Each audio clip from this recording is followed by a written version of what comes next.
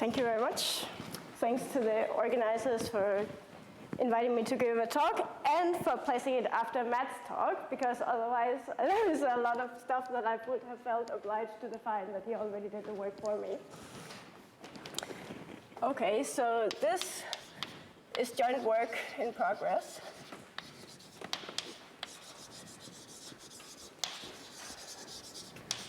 With Roman Besrukamnikov.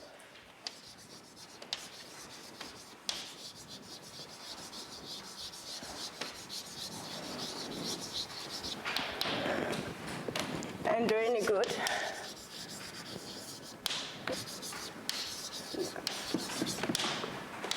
And Alexei Oblomkov.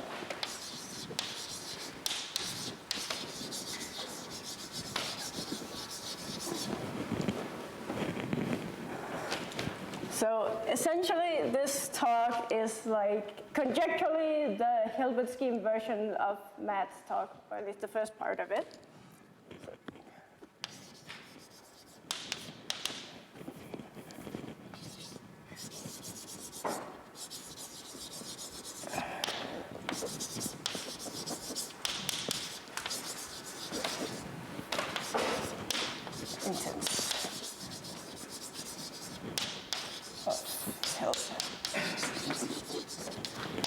So first I'm going to state the conjecture that Matt mentioned several times but never wrote on the board. And that conjecture is sort of like the grand goal of all of this thing. So it's due to Gorski, Niggerts, and Rasmussen.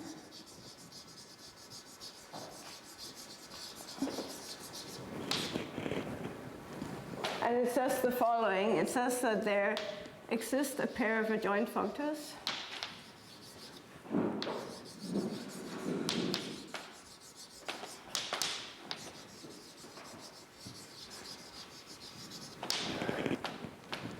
starting from homotopy category from collections of circle bimodules. And what goes on the other side is the Hilbert Scheme version. So we have two gradings. And then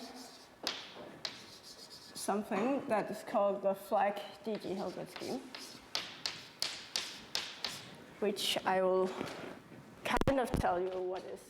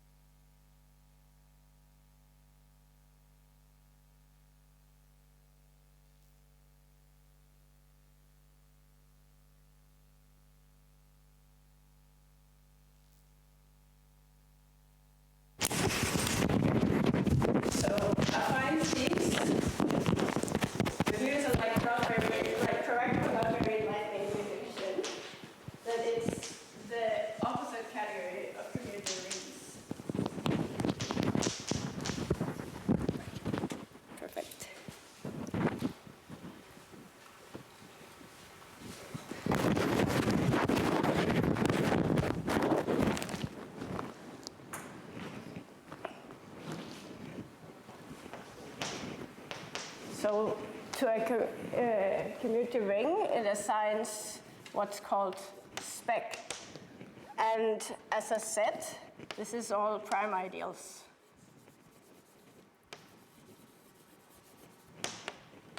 And then you put a topology on it that I won't spend time defining. And in the other direction, take what's called global functions, which Tang writes in this way. I might also sometimes be tempted to write it this way, inspired because that's what you would usually write for sheaves. Anyhow, so like very like short example. So if we took like our what's the most like standard example? That could be like a polynomial ring over C. And if you take a spec of that, that will give you Cn. And for instance, if you wanted to calculate functions on, let's say, GLN, then this would be functions in all the matrix coordinates along with inverting the determinant. Basically, you should think of this as all functions that are defined. So everything that looks kind of like a fraction with something that doesn't vanish anywhere. Okay. So, but the thing I'm really going to talk about is not actually spaces, it's coherent sheaves over spaces. First you could say what's quasi-coherent sheaves.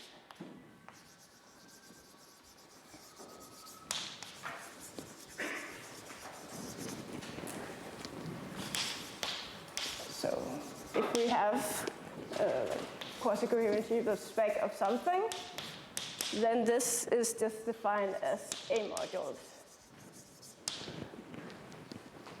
And there's also a notion of quasi-coherent sheaves, which is just finitely generated.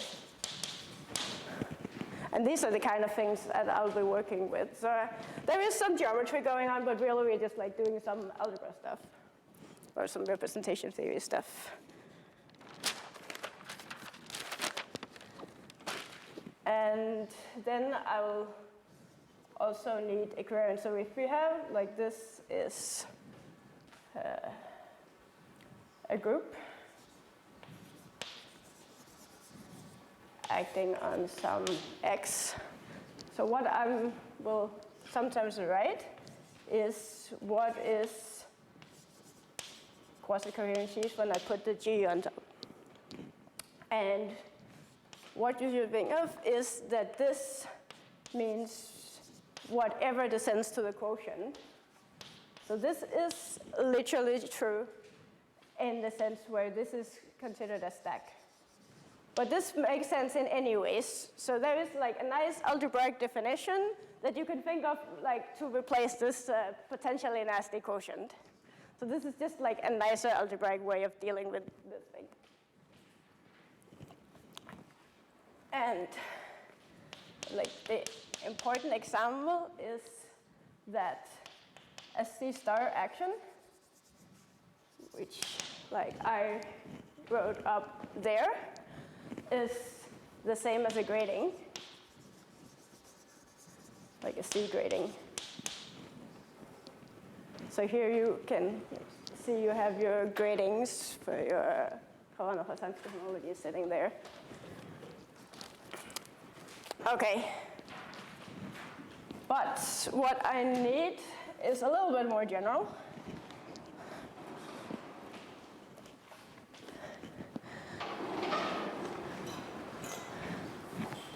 And in fact, there the geometry doesn't actually work anymore, in some sense.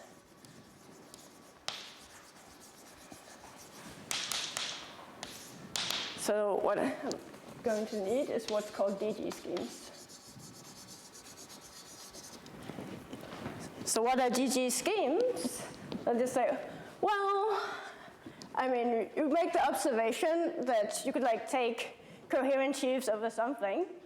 You could also take like enlarge it from just using commutative rings. You could take DG algebras, for example. So you could like pick some DG algebra.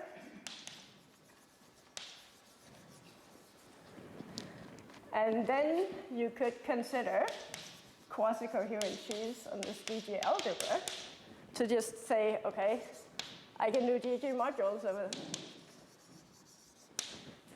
And here you go, here you have like first step towards like derived geometry. So this is like the like really basic baby version of derived algebraic geometry happening here. Like the geometry doesn't like really, you don't really see it anywhere, but who needs it anyways, as long as we can just do stuff like this. And now you have like a nice DG category. Okay. So here is, we are on our way for our specific example of this. Okay, so first, all of this is type A, i.e. G will be GLN, and little g would be all matrices, and then we'll have what's normally called Borel to be the upper triangular matrices, invertible upper triangular matrices. And we have a corresponding small d, which is upper triangular matrices in G. And then we have an n, which is strictly upper triangular ones. So it has like zeros on the diagonal. Okay, so here comes the Hilbert scheme. First, the honest Hilbert scheme. So probably a lot of people who've come across Hilbert scheme has seen it as like a series of nested ideals in the two-parameter polynomial ring. But for this purpose, I like to rewrite this definition because it's like, I'm an algebraist, I like these kind of things. So can be rewritten in this form, where we ask that the two matrices commute, and we demand that if we apply any combination of these two matrices whatsoever to V, then we should get the full thing, or all of Cn. And then we take quotient by G.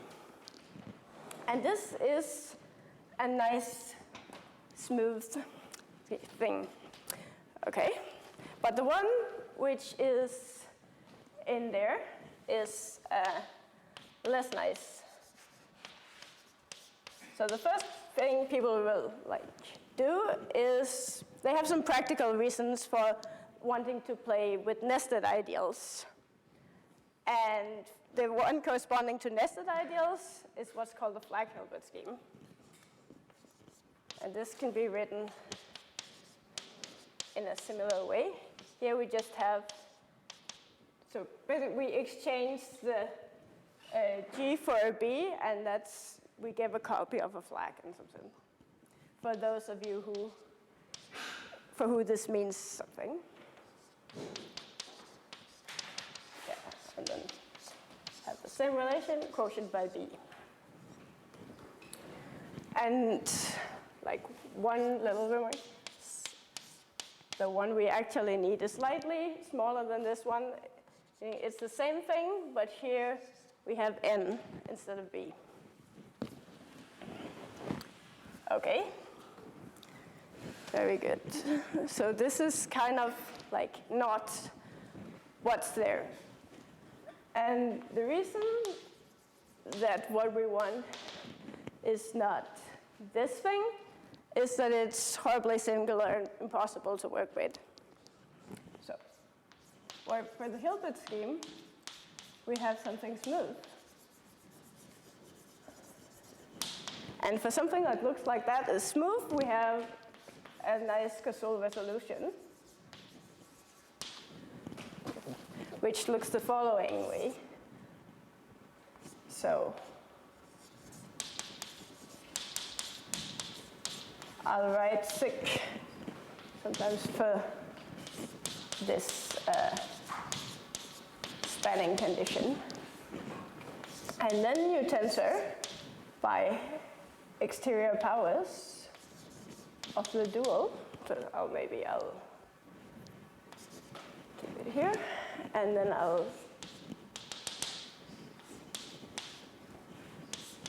so there we drop this thing 1 degree each time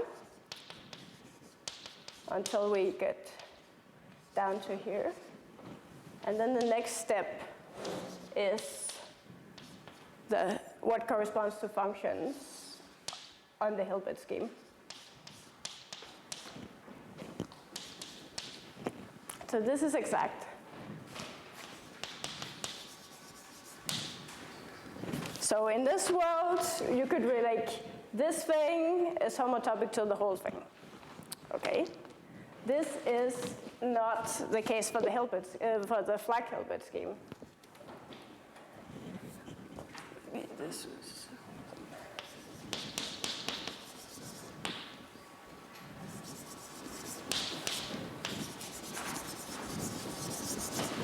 so you can write up a similar Cazul resolution, but just like use the same recipe.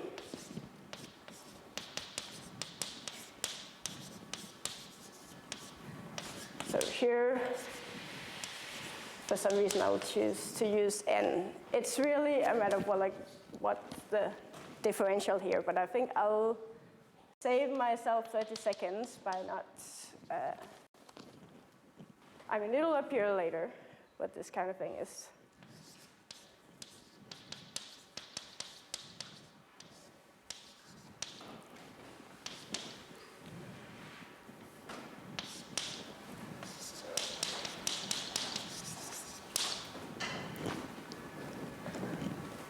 And this is, so this thing is denoted by O of F help dg.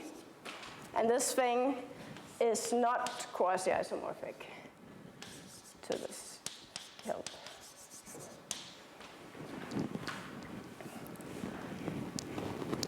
But for many purposes, this thing is actually the nicer behaved one. So maybe it looks more complicated and sometimes more machinery needed to handle it, but it's really much better behaved.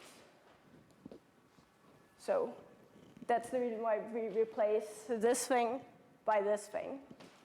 So what is it said there is like coherencies over this DJ algebra.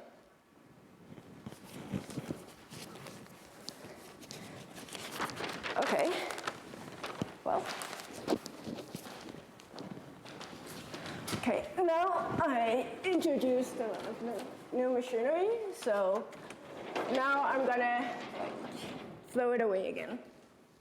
Or I will turn it into something different, and that something different is going to be matrix factorization. So like rewriting this.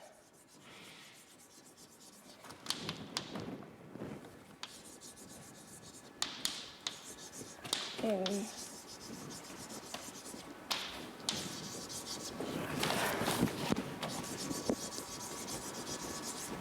matrix factorizations. Okay.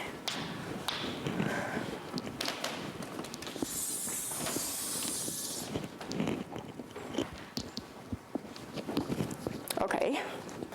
So let's start with working in a nice world where X is something smooth.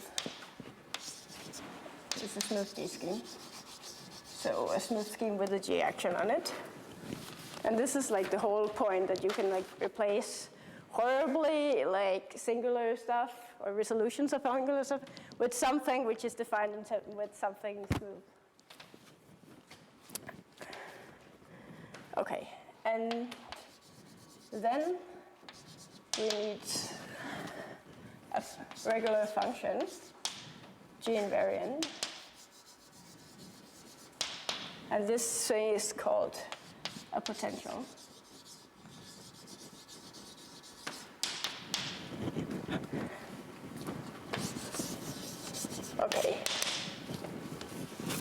So a matrix factorization with potential V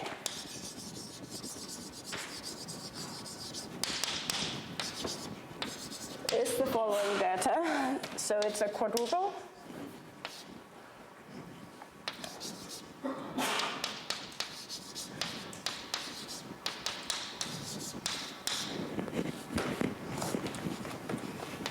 Where these two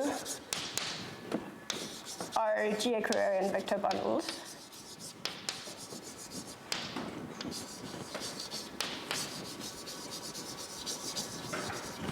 And here, this means that locally, they look something like the structure sheaf on X to some power.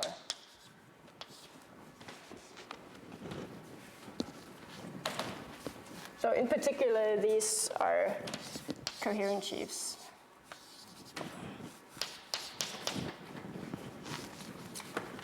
Okay. And now the D's are maps between this.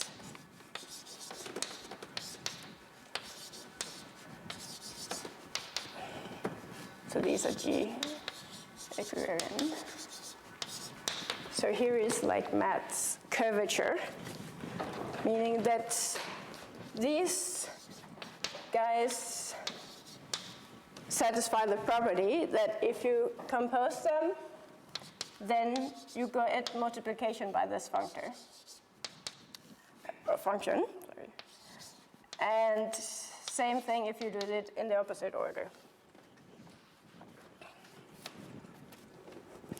Do we want to say more? Yep. Okay. So one note is that this is a DG category.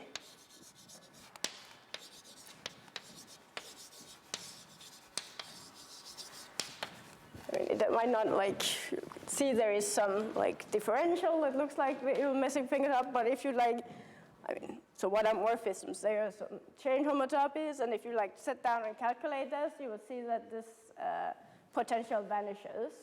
So this will, so hom spaces will be generally DG categories, which is great.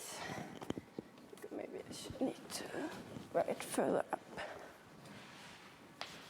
So the categories that are going to feature in this talk is a quotient of the homotopy category of this DG category.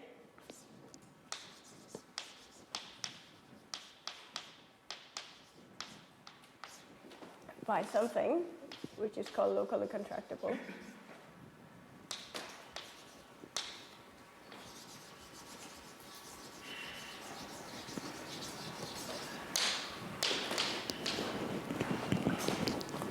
So I'll write up what this means for good measure, but I won't say anything about it. So it says that there exists an open cover in the smooth topology,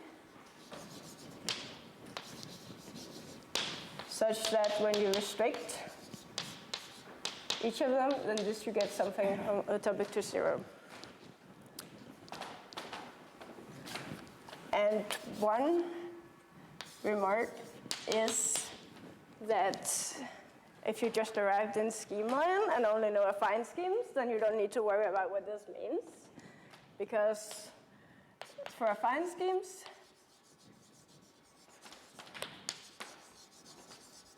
this quotient is not needed.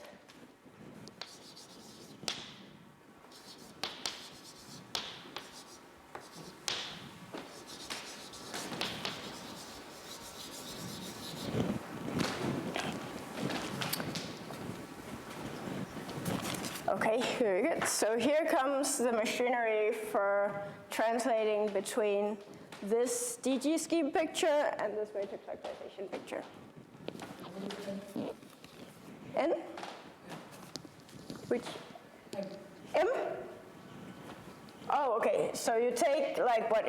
Okay, so M is locally contractible if there exists a cover So you just take your module and you look at it on each of these like graded pieces in the covering.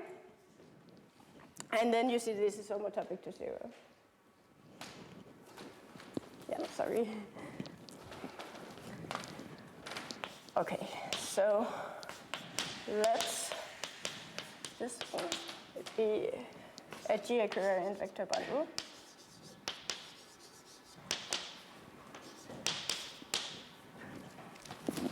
And now vector bundle here means like vector bundle in the geometric sense, which corresponds completely to this.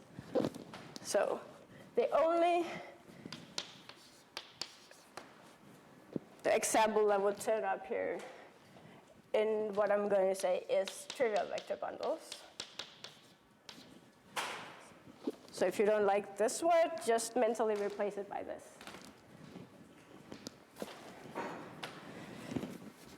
Okay. And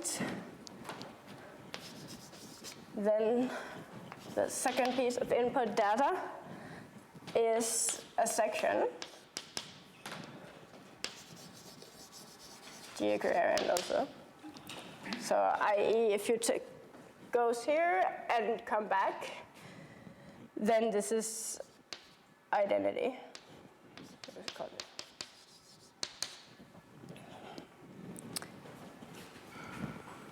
Okay. Do I need to okay. So now the potential we're going to work with is this thing. So this is the dual vector bundle. So in this space, this is just with the dual vector space. And then you can consider it on the fiber product. So we'd say just take the identity and then S. So this sits over some point, and then we just ask what point does S assign to this point. This is a pairing between a vector space and its dual. So we just take the canonical pairing, and this produces us our function. Okay, and now I need to re-erase. Do I want to erase?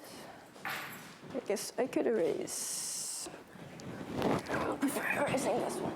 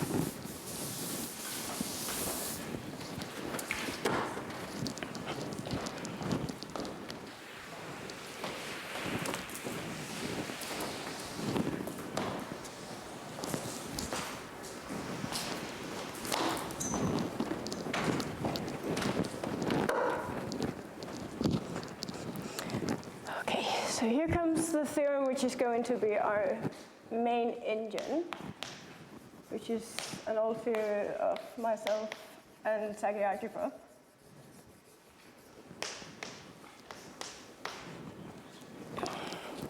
So it says that if you consider the bounded Dirac category of coherent sheaves on the inverse image of 0, and this is in the derived sense. So derived sense meaning you have some resolutions of this kind of style. Then you can replace this by a matrix factorization category. Put G here. And you even get an additional C star action, grading. So what you get here is, and what you get here is even something smooth. Excellent. So maybe two remarks that this is a G-equivariant version of a result by Isaac.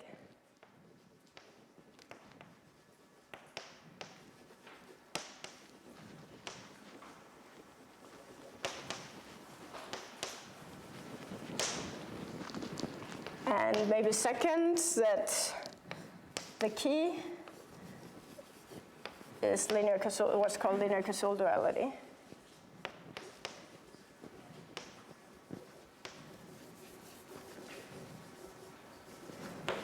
So for those who know what Casual duality generally means, it's something that takes some exterior algebra and trades it for symmetric algebra. And what we start up is something there with symmetric algebras that get traded with symmetric algebra. And symmetric algebras on vector spaces are the same as global functions on the dual vector spaces.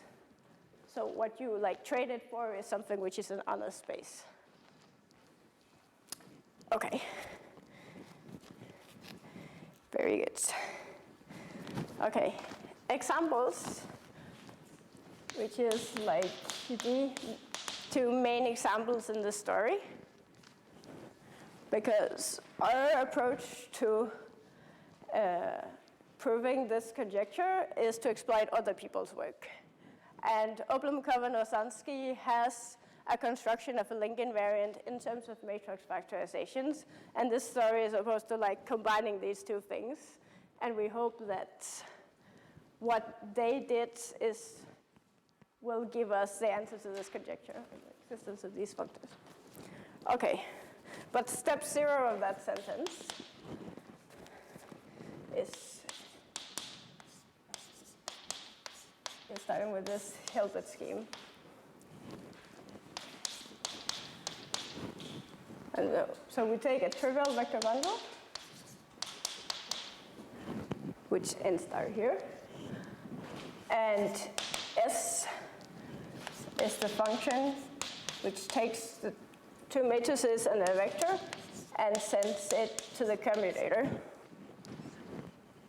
So this commutativity relation, that's the bad part of the Hilbert scheme. This stability is what's supposed to make it nicer. I.e., if you remove this stability condition, then the Hilbert scheme itself would be singular. So we're dealing with what's the real issue here.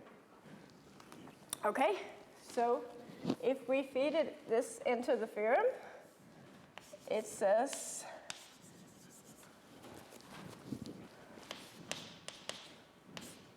that this DG Hilbert scheme business is equivalent to matrix factorizations on this thing.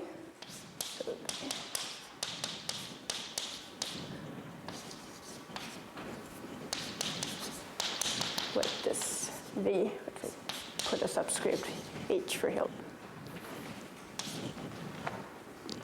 And in Alexei and Lev's work, this is called Hilbert-free. And so that I might have a snippet and call it that. Okay? So now at least we have one side of the story. Now our second example is the starting engine of Oblomkov-Osansky's story, which is the following thing. So you take G times N, and E is B times G times N. And S here takes this thing, and sorry, I want dual here. And the function is supposed to take trace of the adjoint action of G on X multiplied by whatever matrix from B. And if you plug it into that, so if we start with the matrix factorization side,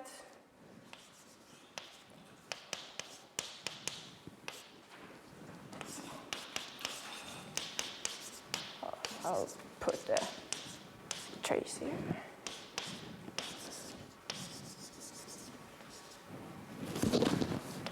Squared. So what is this? What's the zero of this thing? It is g times n, fiber product over g with n. So how so? So this one is a function is 0. That means that whenever we plug in an upper triangular matrix, we get 0. This is the same thing as saying that this matrix itself is strictly lower triangular. Okay. And I'll rewrite it slightly in terms of, in case there are some fellow geometric representation theorists in this room, because what is going to be written here is my all-time favorite space, which is called the Steinberg variety.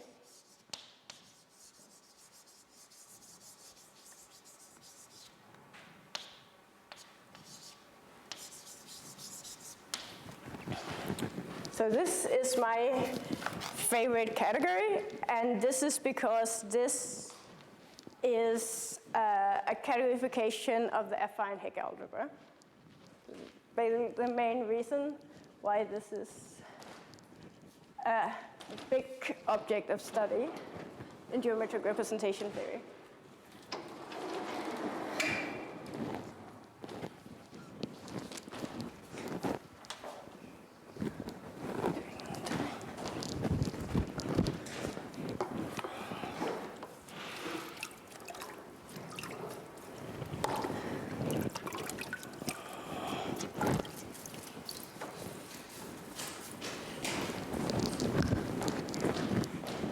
Maybe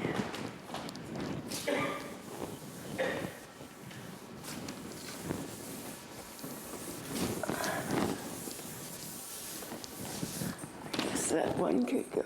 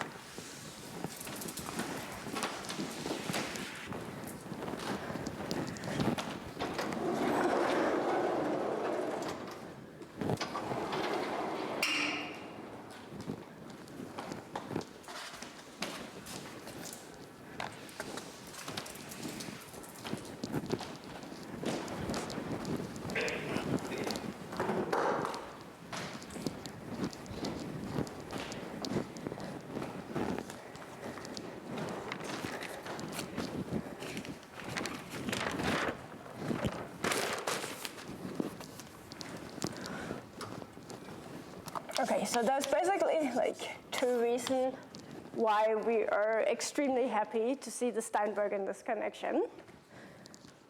And reason one is due to it's two papers, one by Bishop-Kavlinger, one by Bishop-Kavlinger and Yoon,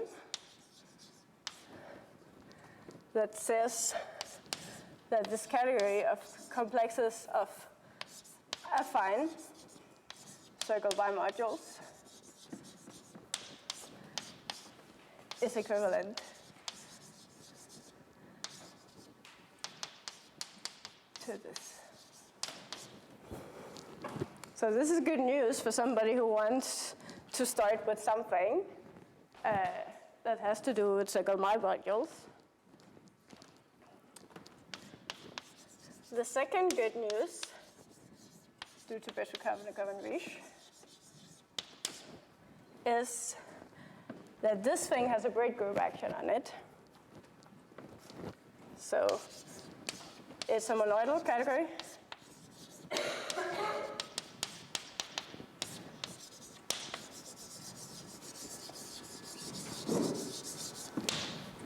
And it has a braid group action.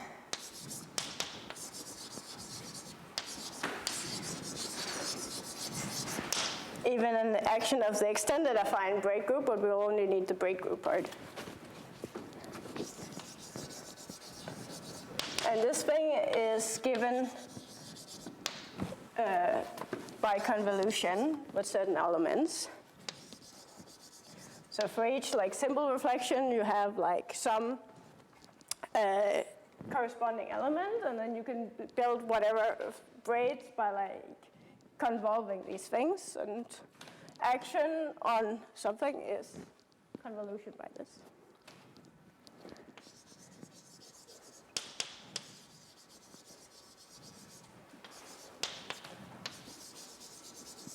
Or objects.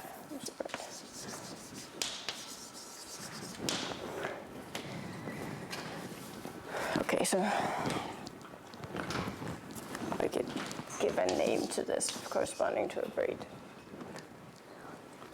And one remark is that this works in any type, and it also works in positive characteristic.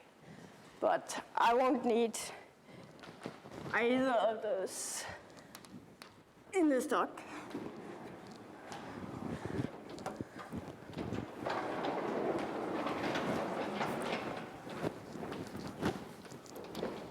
Okay, so let me tell you what I'm going to exploit.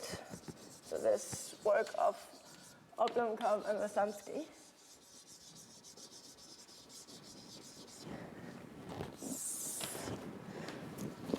So what they did is they constructed a link invariant in terms of matrix factorization.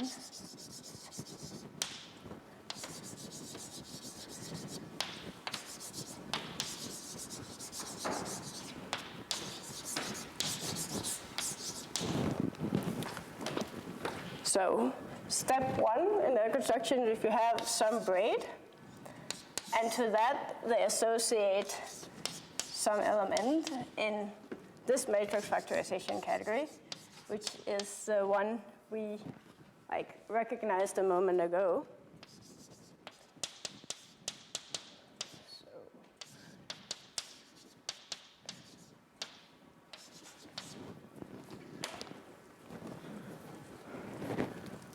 Okay, I should skip this.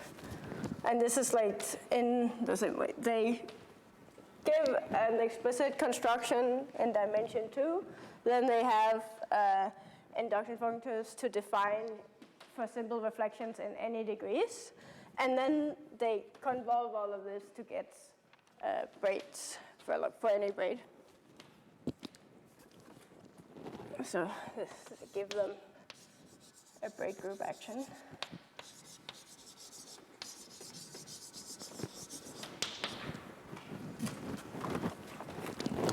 So here is another of Tony's braid group actions on the DG category.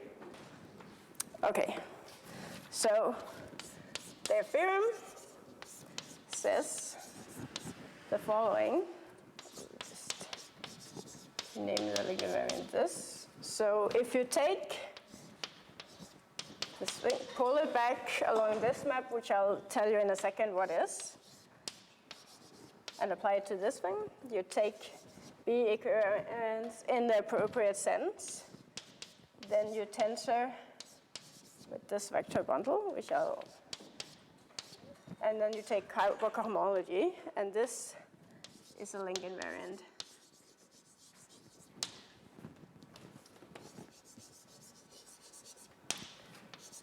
So where B is like trivial, with fiber Cn, and so JE is the following map. So it goes from Hilbert free.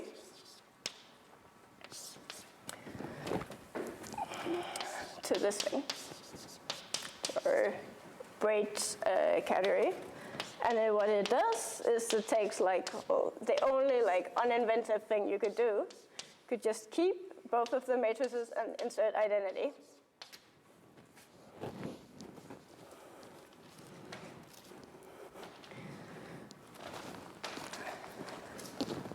So this is part one. So this is our, or maybe a modified version of this is our candidate for proving the conjecture.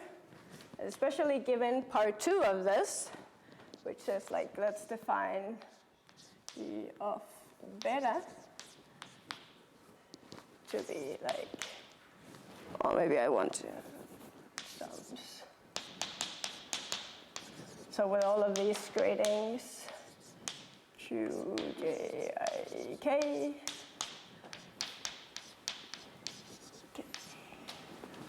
beta. Then, if we take this thing and evaluate it at t equal to -1, then we get the Humphrey PT polynomial.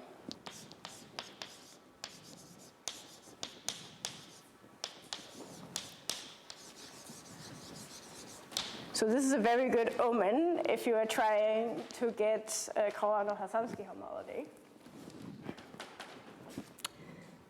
Okay. So one proposition is that these categories are like the one they use to construct their like braid relations, the equivalence with this affine Hegel category is monoidal. So like the equivalence from example 2 that I hopefully did not erase, yes, is monoidal. And second part, that the under this, the braid group actions corresponds to each other. So, which way did I write it? Yes.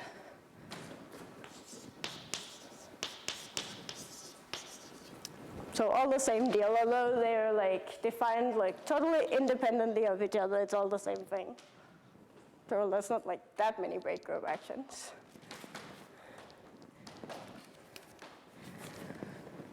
Okay.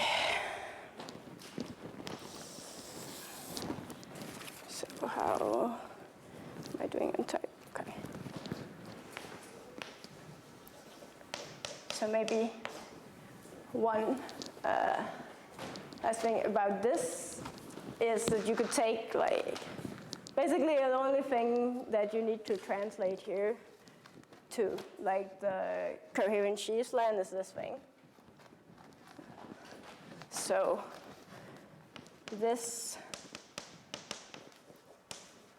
on matrix vectorizations, I'll skip writing it like in terms of time. This one becomes still a pullback. I'll put a mark.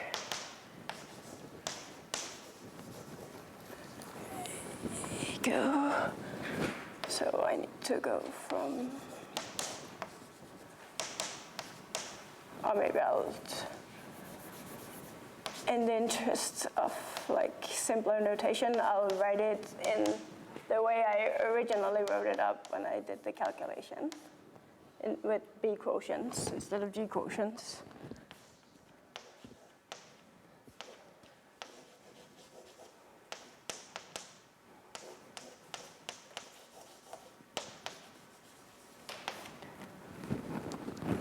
And this is, well, what looks like an even stupider map.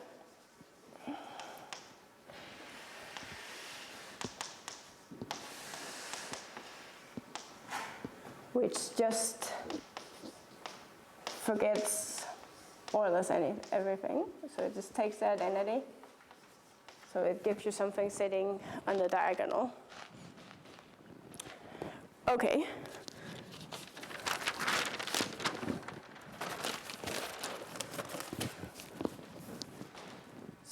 So yes, this is one part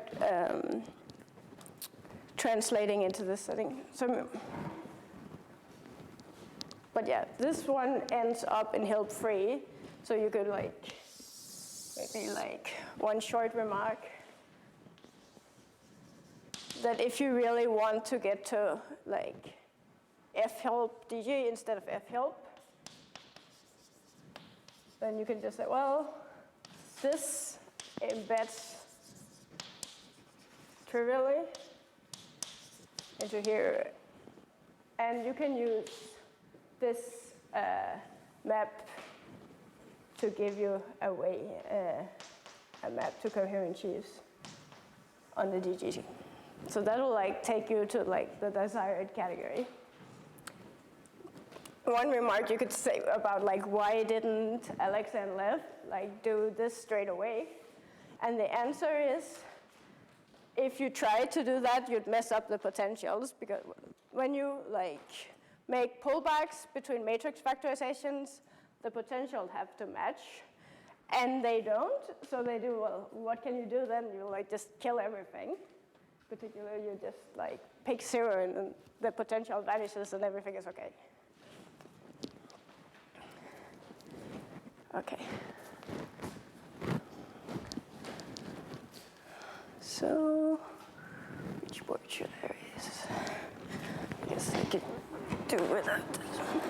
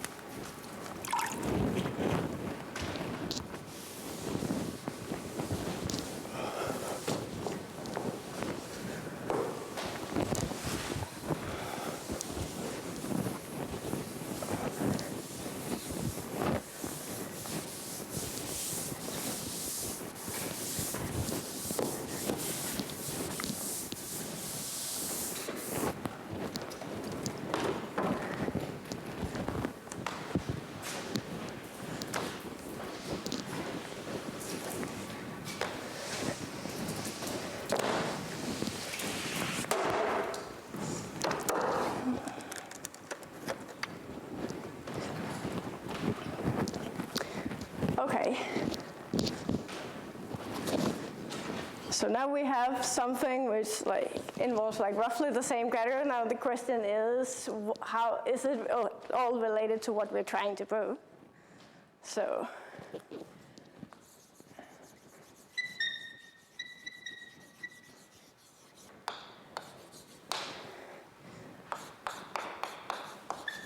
and this is the work in progress part.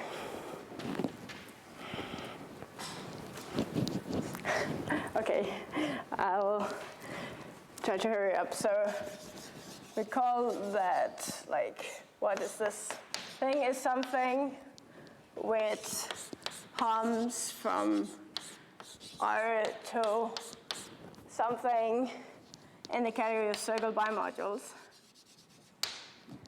Now the bad news is that this circle bimodules is not a full subcategory.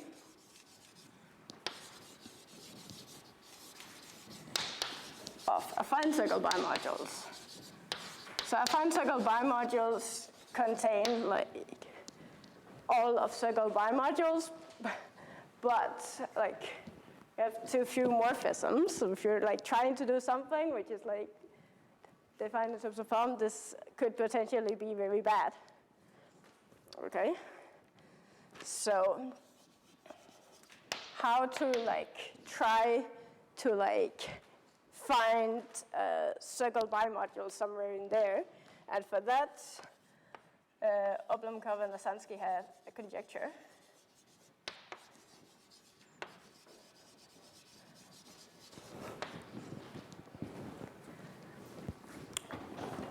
Which says that complexes of circle bimodules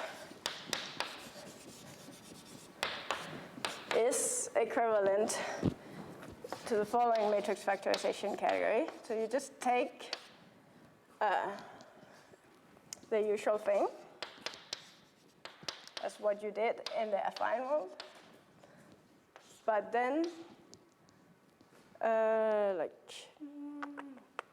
what did I need another, I need to add the cyclicity condition.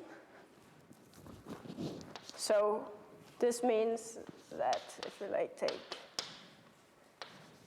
it doesn't involve the G here. So this is in B, this is in N, and this is in the Cn.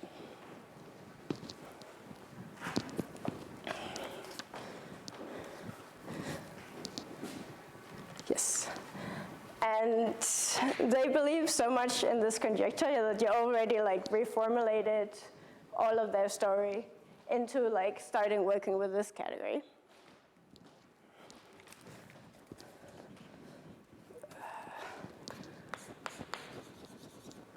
So theorem, this is Oblomkov and Lasansky. This is a pair of adjoint functors, where we start with this hopefully circle bimodules category.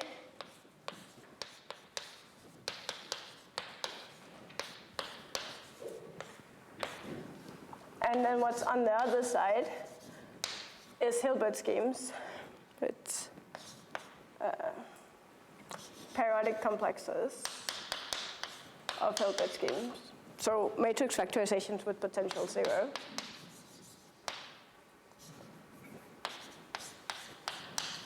As in the usual honest Hilbert scheme.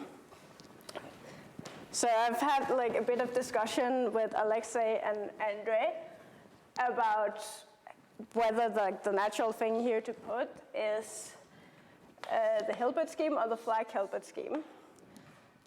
So this flag Hilbert scheme only appears first in this conjecture because there was like a lot of work before that used the Hilbert scheme, and the Hilbert scheme is much more pleasant to work with. So, and I and multiple other people think that the flag Hilbert scheme should like belong somewhere in the construction. Certainly you go through that, but like it feels like the end result should be on like the honors like ordinary Hilbert scheme. Okay, I should finish writing up this. I'll just use their notations. So this is for churn, but I will not comment on what these things are. Only that this thing is monoidal, and they can like rewrite this story as homo, which is the identity element, to like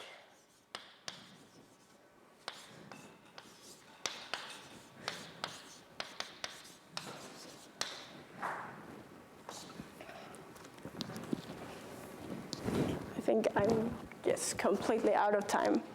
But like essentially this is something that looks kind of like what this thing is supposed to do. So if we're actually working in the correct category, it seems like this is like, cannot possibly not be true in some sense.